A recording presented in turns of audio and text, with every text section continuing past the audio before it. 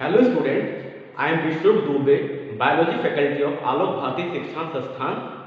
I did MSc, B.Ed and PGPRM and I have experience at Akash Institute for 2 years. After that Narayana 3 years and 3 years at Career Point for teaching NEET student. Now student, here I am taking your biology classes chapter that is anatomy in flowering plant. So here my dear student, anatomy means discussing about the internal structure of flowering plant. Anatomy in flowering plant, that is the internal structure of the flowering plant.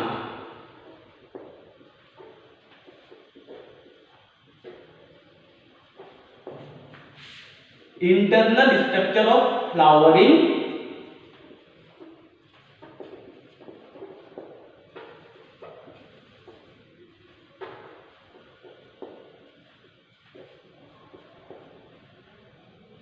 Now my dear student, as you all know that plant is made up of tissue.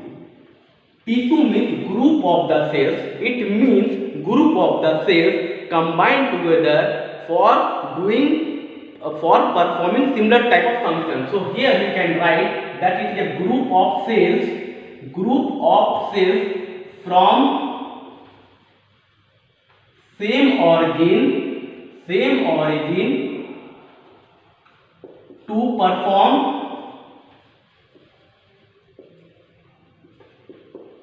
similar function, that is tissue. And we know that internal structure of flowering plant is made up of tissue. Now this tissue in the case of the plant will be divided into two categories. One category is known as meristematic tissue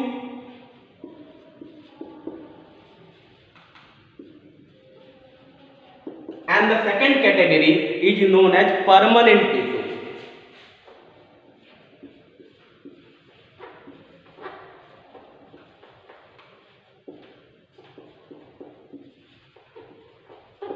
Meristematic tissue, this tissue helps in the growth of the plant. When plant is in the growing state, then this tissue helps in the proper growth of the plant, responsible for growth of the plant. After that, this meristematic tissue is divided into three categories on the basis of the location. This meristematic tissue further divided on the basis of location into three categories. These are, number one is apical, second one lateral,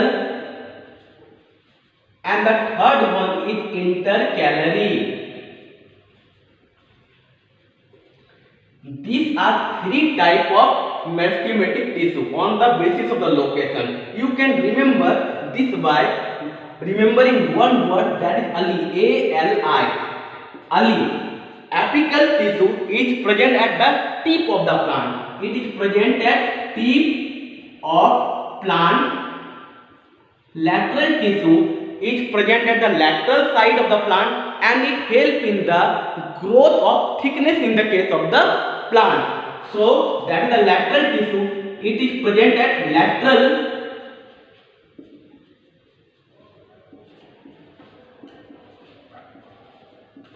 side of plant,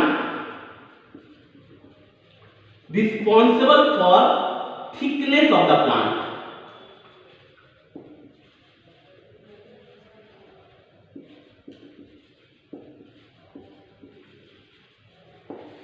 After that, this one is intercalary. This intercalary present at node of the plant from where the leaf originates. It present at the node of the plant. node of the plant. Suppose this is the branch of the tree. You can see that from this branch the leaf will originate from this branch. So from where the leaf originates, that point is known as node, and the distance between two nodes is known as internode. This area is known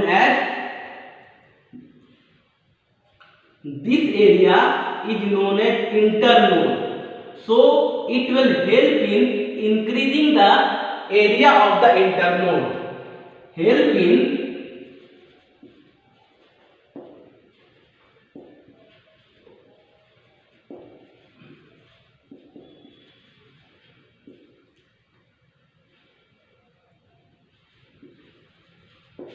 So these are the three types of the meristematic tissue which is responsible for the growth of the plant. But when the plant tissue takes its original shape, size and structure, then it is known as permanent tissue. Meristematic tissue, from meristematic tissue, it will converted into the permanent tissue by the process known as differentiation.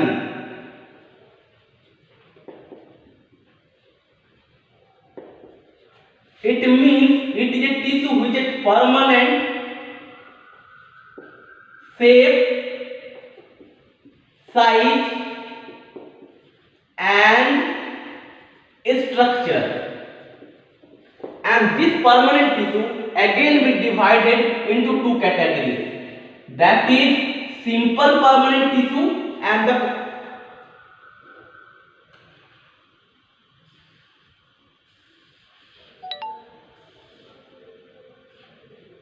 that one is simple permanent tissue and the second one is complex permanent tissue.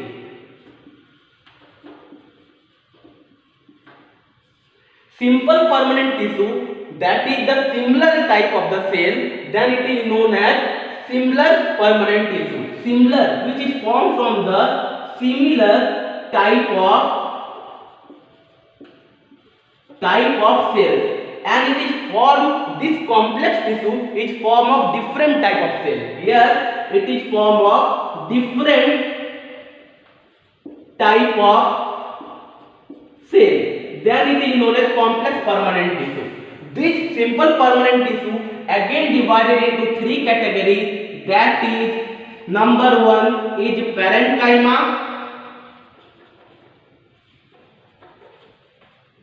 Second one is pollenchyma,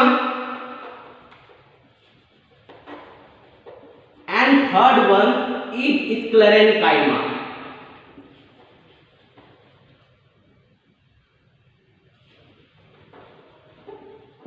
Okay, these are the simple permanent tissue: parenchyma, pollenchyma, and sclerenchyma. This all together is known as ground tissue.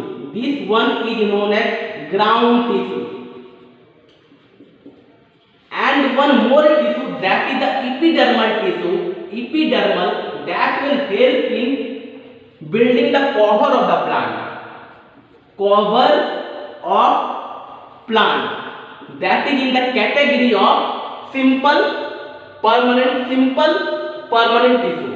Parenchyma, pollenchyma and sclerenchyma is known as ground tissue, and epidermal, that is cover of the plant. After that, it is made of different type of cell, that is complex permanent tissue, and it is again divided into two categories, that is xylem and phloem.